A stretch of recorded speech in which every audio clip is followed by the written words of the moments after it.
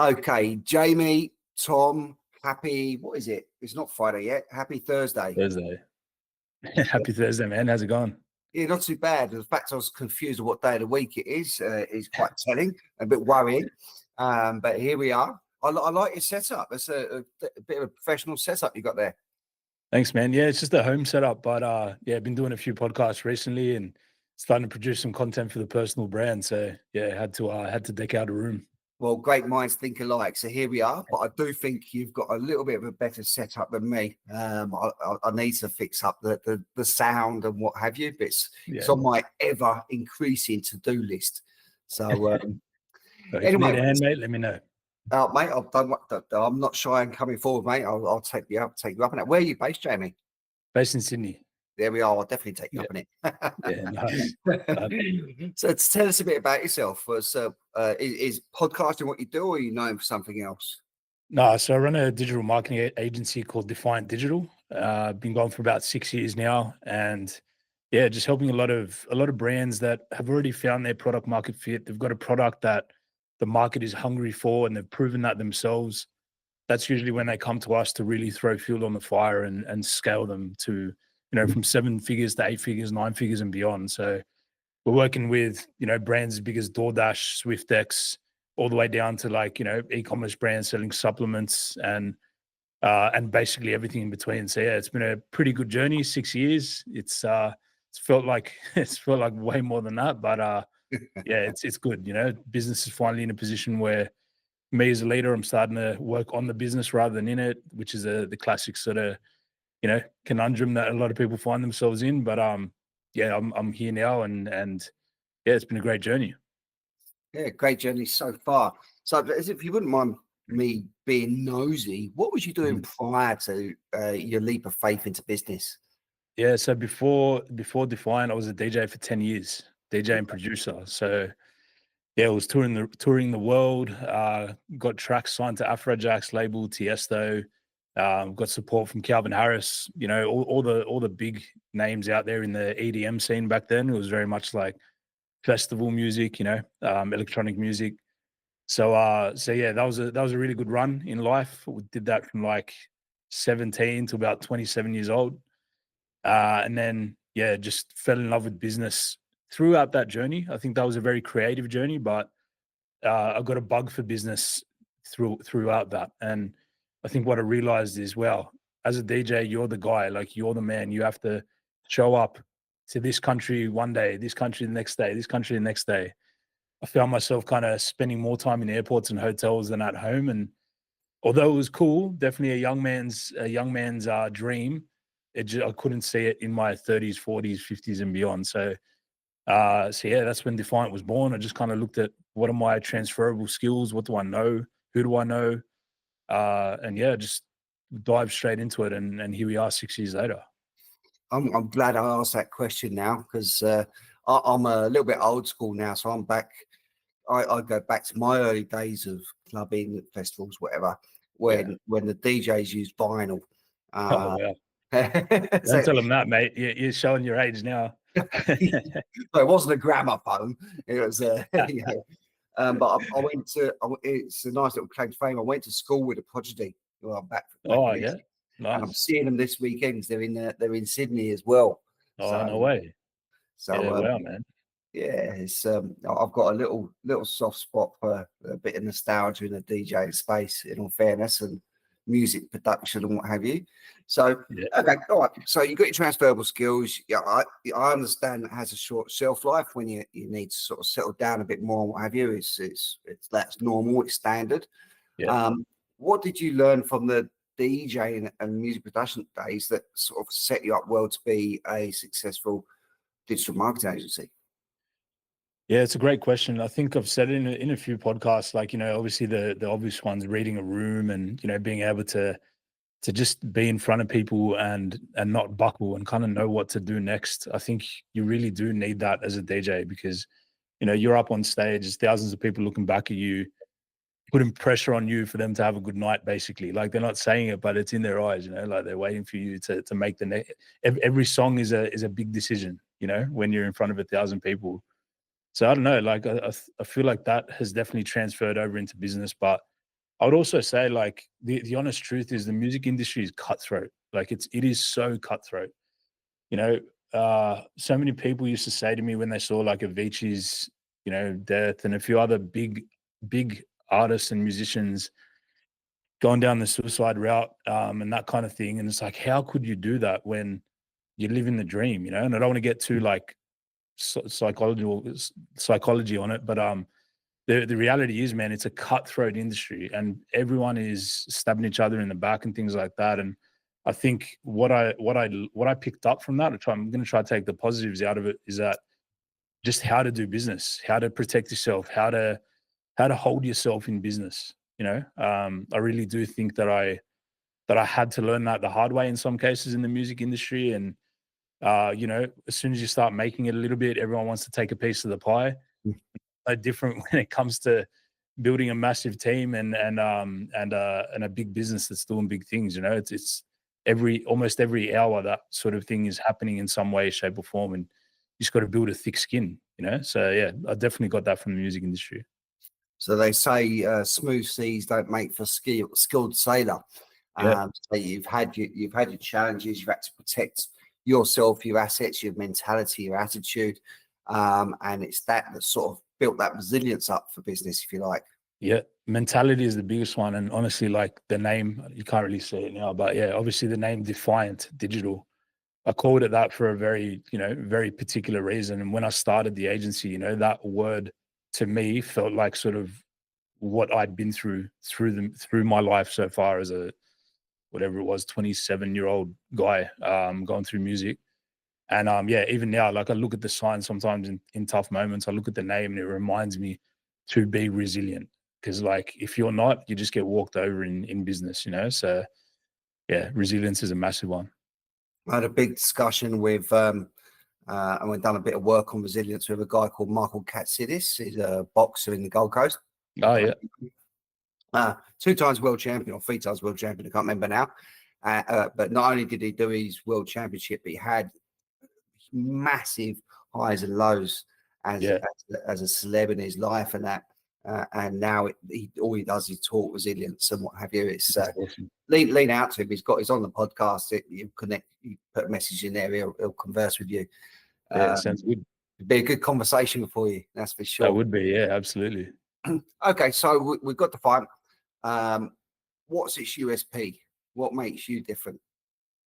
Yeah, so as in Defiant Digital? Yes. Yeah, I think 6 years ago when I started it, I really saw a gap in the market and I attacked it massively. And that gap was a lot of agencies at the time, and even still to this day, are doing like performance marketing. They're running ads. They're running the ads, but they're not actually creating the creative. And I think a lot of people forget that when they think about running ads, like how important the creative actually is. Then you've got other creative agencies that are making all the creative, but they are not data people, right? They're artists. They do pretty pictures. They do visuals.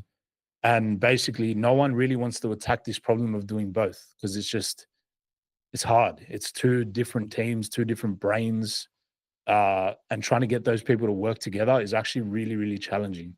So I feel like that's why a lot of brands haven't attacked this. But I think we're about 4 years ahead because for the last 2 years, even Meta themselves have been removing all of the technical sort of media buying aspects that a performance marketing agency would normally do, right? They've brought in AI. They've brought in things where you don't even need to know how to set up an ad account. They will set it up for you. And they just say, hey, give us the creative, give us the copy, give us the assets, leave the optimization to us because we have AI. We know exactly what people are looking at. We know if you're selling shoes, we know when someone's looking at shoes on other website and watching shoes videos and clicking on shoe things. We're going to show them your ads. Leave that to us. You just got to give us creative so that when you show up, they click on your stuff. So yeah, where we're different is we saw this 4 years ago and we've been building a team for 4 years and we're top of our game at creative and performance, blending the 2 together.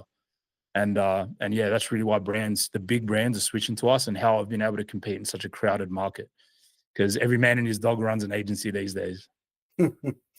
Isn't that true? And everyone claims to be the best. They can't all be. That's for sure. So it's a nice 100%. sweet spot. So what's the future hold for you then, and the business? Yeah, that's a great question. At the moment, we're actually scouting a physical location because we're a completely remote company. So have been since COVID, and it's worked super well for us. I've been able to hire talented people all across Australia. It's been brilliant. But I think now with the rise of AI, and this is a big thing that's on our minds, is you can literally, I don't know if you know this, but you can literally create AI creators. So like no more needing to like ship your product out to people, get them to unbox it, review it, and do like a testimonial. There's literally fake AI creators that you can use to do that kind of thing for you. Right. And that's on the rise massively right now. Some of the biggest brands are using that. And if you're not using that, you're kind of getting left behind. But the thing is, the brands that can still have a human presence and still create authentic content, they're going to set themselves apart when everyone's using AI as well. So we're trying to always do, like, again, defiant. It's kind of in our DNA. Like whatever everyone's doing, let's try to do the opposite. And part of our plan is to have that physical location where we can actually just produce content, do podcasts, have a cyclorama to do product photography, build sets, just complete the puzzle of being a proper, true creative performance agency that can do it all, from AI, motion graphics, proper video production, photography, everything. I like that. You've got the sentiment, the same sentiment as myself. I like to buck a trend. When Yeah, everyone's doing one thing, it doesn't get ignored, it gets encompassed. yeah, But I like to go the other way. yeah, Okay. Vinyl was a really good example. yeah, Everyone's throwing it out. I'll get it all in. I've got a nice vinyl collection now, you know. yeah, Um, nice. but the rise of AI, it comes up on most of these conversations, in all Yeah, fairness. But I find what works really well for me with the rise of AI, and most of my stuff is human. It's not disingenuous. This is unscripted. I don't yeah, know you, you don't know me, and what have you. But I'm quite dyslexic, and when I post stuff, almost 100% of the time there's a spelling error. yeah, Yeah. yeah, And people jump on spelling errors because it's unprofessional, of course. yeah, yeah, But more importantly, I'm bloody human. yeah. And That's right. it's actually selling more for me than if it's polished and not 100%. my terminology, you know? Mate, we literally have I love that. We literally have a style of ads that we produce for clients that are paying us tens of thousands a month called ugly ads, right? We literally call them ugly ads. So we produce all the shiny stuff, but we say, hey, we're also going to make you ugly ads, like literally stuff that it's like a post-it note next to your product, or it's like a little scribble of writing, or, you know, it's just someone walking down the street with their phone in selfie mode, completely unedited. And at first, every brand that's so protective of their image and brand image, they're like, they feel a bit ick about it. It's like, how dare we do something like that that doesn't have our logo and colors and fonts and, you know, but when they see the results, oftentimes it's that outperforms the big shiny brand piece, because people are pre-programmed with ad blockers. Like even I just had young daughters, so not that young, but my nieces, right? They're 1 year old. When they watch YouTube and an ad comes on, they get the shits, right? So it's like even from a baby, you're programmed to hate ads. So when something's all branded and shiny and polished, straight away you just want to go past it. You want to go next, right? When something feels like your friend posted it, you stop for a second, you pay attention. Before you know it, if the message is good, you're hooked in, you're drawn in, and you'll click and you'll, you know, take the next step. And you're absolutely right there, because people fall out of touch of what will actually work, because it's a business is outcomes based, you Yeah, know. So you can have everything polished and beautiful and on brand as you like, but if it's not adding any value to the business, apart from the BAU, yeah, then it's flawed. I remember once I owned a nightclub in Spain, and on the opening night I had live DJs there live on radio, the big funky house channel that was there. It was wonderful. yes, HM was there and what have you. But I did quite a lot of marketing for the build up for it. But one of the bits of marketing I did was in a newspaper. So I had a full page, full color ad.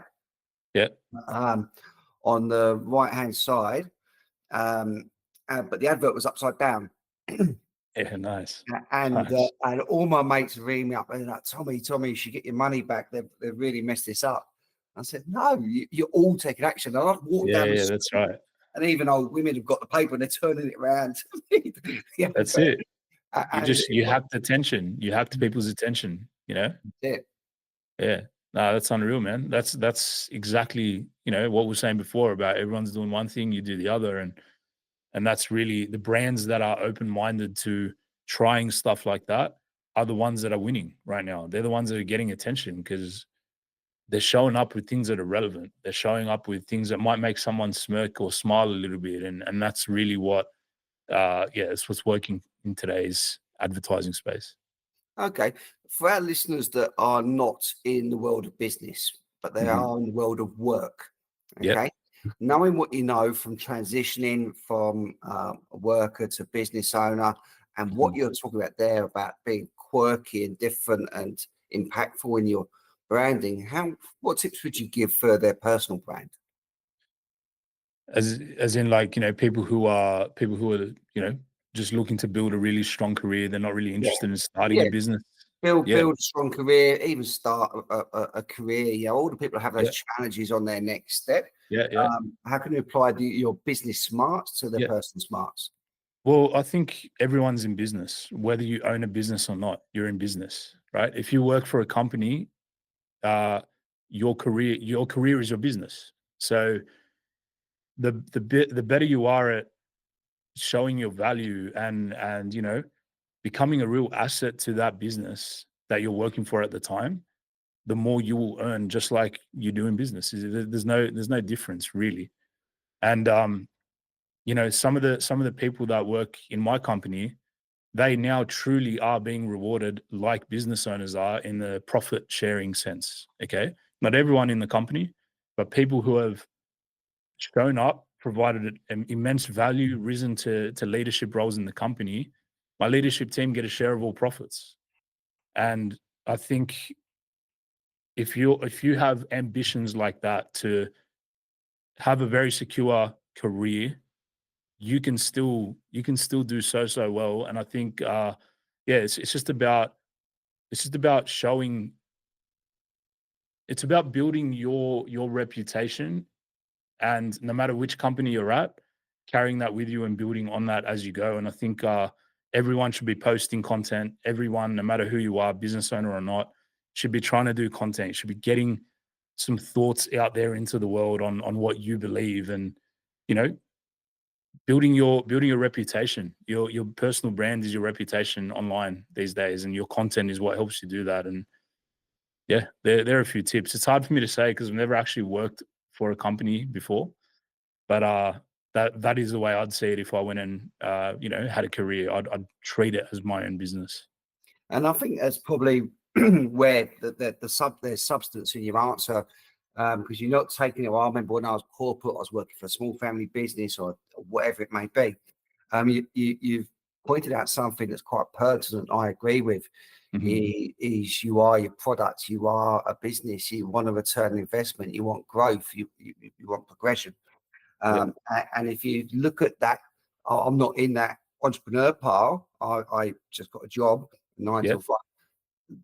Let's shake that up a little bit, and actually you are in that space. And if you behave the same, your return on investment, even just in job 100%. satisfaction, is going to be tenfold. 100%, man. And my leaders, I give them full trust. I actually look at them more as business partners rather than employees. And I think the great thing about that is I leave them alone. Like, I hire very smart people and I leave them alone, and I get out of their way and I just support them. I Yeah. support them with decisions. And I think that's what a lot of people are striving to do. And if you really want to do that, just show up and treat yourself seriously. Don't treat yourself as a 9 to 5er. Like, treat your career as your business. Go the extra mile and work for a good company too. Like, there's companies that you can do all of that and no one gives a shit and you'll never get recognized, you'll never go anywhere. So obviously, you know, so you gotta pick your mark. But I think, yeah, any good business owner, when they see someone like that coming through the ranks, will do what they can to keep them around, because it's not often you find that. Yeah, I couldn't agree more. Okay, and before the clock's ticking a little bit on us now, I want to know a little bit about your podcast. What's the flavour with that? Yeah, so our podcast at the moment is just an internal podcast we do with our team members. But as I said, we're scouting a location now in Sydney, and getting very close to that. So once we do, we'll be inviting all sorts of people, business owners, even head of performance and creative directors and all these kind of things from brands that are working at brands. We just want to create a conversation where people can hop on and actually learn from people who are doing it, from people who are actually in the trenches doing this kind of work every single day. So that's a pretty exciting development. But what we also have is a free school community. So we just launched that a couple of weeks ago, and that's where we're giving a lot of value to basically anyone who's interested in business, anyone who's interested in how to run ads, how to grow their brand. This free school community is exactly that. We're in there doing live calls, we're answering questions, pulling ad accounts apart for brands that put their brand up to get to get basically roasted. But it's all in the interest of teaching people a lot and teaching people what brands are paying us tens of thousands for. I think as we've grown, we've realized there's this massive segment of the market that we just simply cannot serve anymore because the demand that we have is from the bigger brands that are paying the bigger money, and our team are all very senior. So we simply can't work on smaller projects. It's just the way things have gone. But there are so many people that we hear about every single day that need to work with us that are getting burnt. And we're like, no, we can't have that. So let's create a community. Let's get some learnings in there and help a lot of people out. And we just believe that good karma will come around, and hopefully some of those smaller brands turn into bigger brands that we can actually work with over time. Yeah, no, I love that. I think that's it's very commendable for you for doing that. It's nearly entirely selfless, but of course it helps you with your brand as well. But so does everything that we do, So I think that's brilliant. Man. Well, when that's ready, you're able to put that in the comments below so people can tap into that after engaging with you. It's ready now, man. So yeah, it's good to go. We'll drop it in the comments, and we'll hopefully help a few of your audience out. Okay. And on that final topic, then, anybody listening to you wants to make contact with you, maybe do some business with you. How should they make contact with you, Jamie? Yeah, so LinkedIn, I'm pretty active on LinkedIn. Just Jamie Kritharas. I know my name's a bit of a tongue twister, so I might need to drop the link to that one in there as well. But yeah, LinkedIn, you can find me, and just www.definedigital.com.au. That's our website. If you're interested in doing business, inquire through there, and we talk to qualified people. Even people who aren't qualified, we'll give them a call. We'll sort of try and point them in the right direction to get them some help. But that's the best way to get in touch. And yeah, those are the channels. So we'll chat then for anyone who's interested. Love it. Well, I really appreciate your time today. Thank you, Jamie. Thanks so much, Tom. Appreciate it, man. Thank you for watching this episode. I hope that you did enjoy it, had lots of takeaways from it. As before, please subscribe below so you can keep on top of any new releases we have.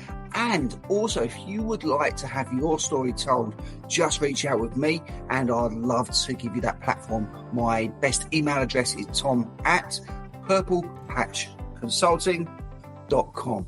Thank you.